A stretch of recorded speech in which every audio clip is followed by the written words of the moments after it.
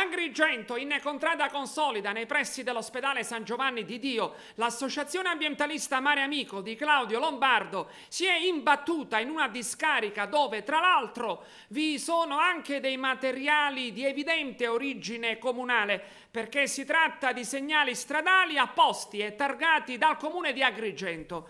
Ai telespettatori, comunque, l'ardua sentenza. Ecco il video di Mare Amico.